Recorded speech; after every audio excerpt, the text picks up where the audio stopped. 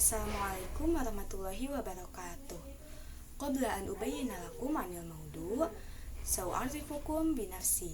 Ismi An-Nisa Maulidina Sahara, jitu min Serang.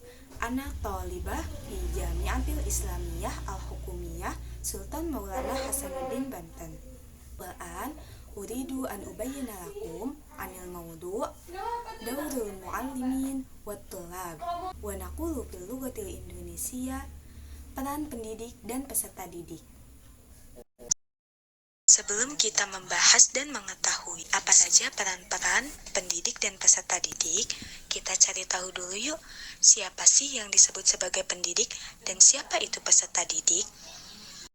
Pendidik merupakan tenaga profesional yang bertugas merencanakan dan melaksanakan proses pembelajaran serta berpartisipasi dalam menyelenggarakan pendidikan.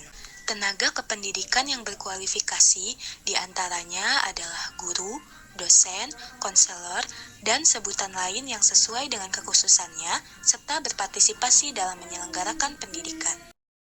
Sedangkan peserta didik adalah anggota masyarakat yang berusaha mengembangkan potensi diri melalui proses pembelajaran. Peran-peran pendidik dalam proses pembelajaran yang pertama adalah edukator dan mentor.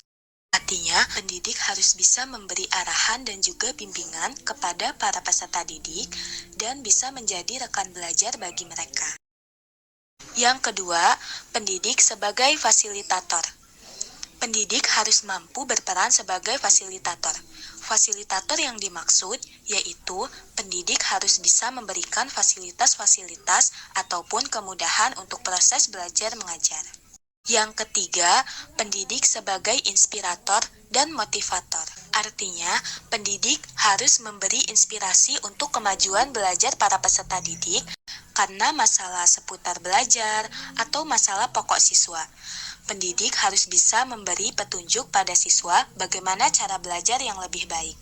Pendidik juga harus bisa menjadi motivator bagi para peserta didiknya, yang bisa mendorong mereka untuk lebih semangat dan lebih efektif belajar. Yang keempat, pendidik sebagai mediator. Pendidik sebagai mediator dapat diartikan sebagai penengah dalam kegiatan belajar siswa, misalnya menengahi atau memberikan jalan keluar dalam kegiatan diskusi siswa. Mediator juga diartikan sebagai penyedia media. Jadi, sebelum proses pembelajaran, pendidik harus mempersiapkan apa saja media yang akan digunakan untuk proses belajar mengajar. Yang kelima, pendidik sebagai demonstrator. Artinya, seorang pendidik harus menguasai materi pelajaran yang diajarkan serta berusaha untuk mengembangkan sekaligus meningkatkan kemampuan peserta diri dan juga kemampuan diri sendiri. Pendidik diharapkan mampu mengajar para peserta didik agar apa yang disampaikan dapat benar-benar dimiliki oleh para peserta didik.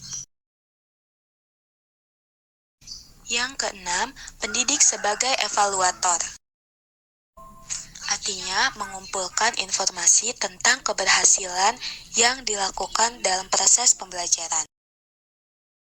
Tentang keberhasilan pembelajaran yang telah dilakukan, serta melakukan penilaian atau evaluasi kepada para peserta didik untuk mengetahui efektif atau tidaknya suatu sistem pembelajaran yang diterapkan oleh tenaga pendidik, agar membantu para peserta didik dalam mencapai tujuan umum dari pendidikan yang telah ditetapkan. Peran peserta didik dalam proses pembelajaran. Yang pertama, berpartisipasi dalam proses pembelajaran. Keterlibatan peserta didik dalam proses pembelajaran untuk mencapai hasil belajar yang memuaskan. Yang kedua, menggunakan refleksi secara konsisten dengan cara meningkatkan pembelajaran dan memotivasi diri untuk bisa lebih semangat belajar.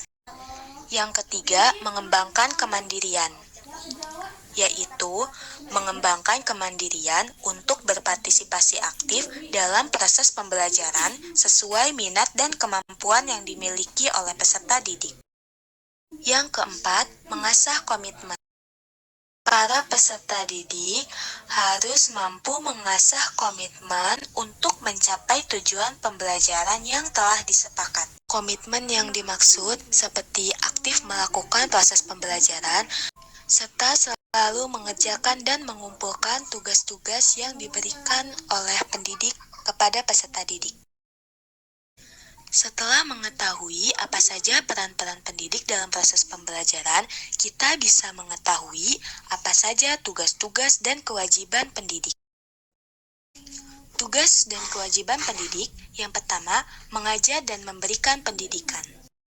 Pendidik berkewajiban untuk mengajar dan memberikan pendidikan kepada para peserta didik dengan cara mentransfer ilmu kepada para peserta didik untuk hasil belajar yang maksimal. Kedua, menjunjung tinggi peraturan. Pendidik diwajibkan untuk menjunjung tinggi dan mentaati seluruh peraturan yang ada pada undang-undang maupun pada lembaga pendidikan. Yang ketiga, merencanakan pembelajaran. Pendidik harus mempersiapkan apa saja materi dan media yang akan digunakan dalam proses pembelajaran, serta melaksanakan proses pembelajaran yang bermutu. Yang keempat, mengembangkan kualifikasi akademik dan ilmu pengetahuan. Dengan cara mendalami ilmu pengetahuan yang dimiliki, aktif melakukan penelitian, mengikuti pelatihan yang menunjang kualitas pendidik, serta melanjutkan ke jenjang pendidikan yang lebih tinggi. Yang kelima, bertindak secara objektif, yaitu tidak diskriminatif atas dasar pertimbangan jenis kelamin, agama, suku, ras, dan kondisi fisik tertentu, atau latar belakang keluarga dan status sosial ekonomi peserta didik dalam pembelajaran. Hak-hak yang dimiliki peserta didik. Yang pertama, menerima ilmu dan pengajaran dari pendidik untuk tercapainya kesuksesan belajar. Yang kedua, memperoleh bimbingan dan konsultasi. Peserta didik memiliki hak memperoleh bimbingan dalam proses belajar mengajar, serta memilih hak untuk berkonsultasi kepada pendidik apabila terdapat permasalahan-permasalahan. Yang ketiga, menggunakan fasilitas. Peserta didik memiliki hak untuk menggunakan fasilitas yang telah disediakan oleh lembaga pendidikan. Yang keempat, mendapatkan perlindungan. Peserta didik memiliki hak untuk mendapatkan perlindungan dari lembaga pendidikan maupun dari pendidik. Dalam proses pembelajaran antara pendidik dan peserta didik, salah satu hal yang dapat mempengaruhi kegiatan belajar mengajar yaitu hubungan antara pendidik dengan peserta didik. Sekarang kita cari tahu yuk bagaimana cara membangun hubungan yang baik antara pendidik dan peserta didik. Yang pertama, saling terbuka. Dengan sifat saling terbuka antara pendidik dan peserta didik dapat memudahkan mereka untuk memahami satu sama lain.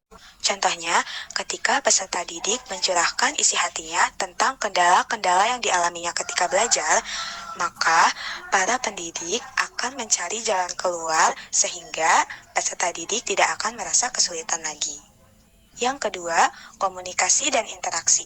Hubungan yang baik maka akan memiliki komunikasi yang baik juga. Karena pada dasarnya komunikasi yang baik akan menciptakan pemahaman yang baik sehingga tidak akan ada salah paham yang membuat hubungan menjadi tidak baik.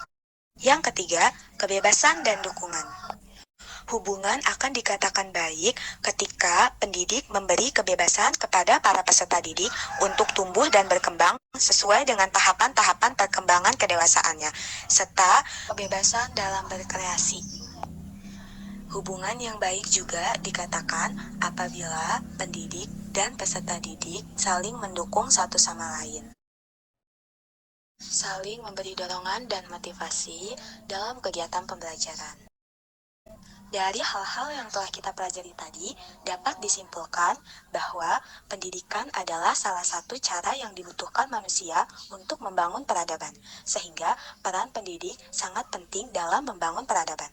Pendidik bertugas untuk mendidik peserta didik, sedangkan peserta didik berperan sebagai partisipasi pembelajaran, yang diharapkan dapat terlibat aktif dalam setiap kegiatan pembelajaran. Hubungan antara peserta didik dan pendidik sangat berpengaruh terhadap kegiatan belajar mengajar. Karena itu, antara pendidik dan peserta didik harus membangun hubungan yang baik.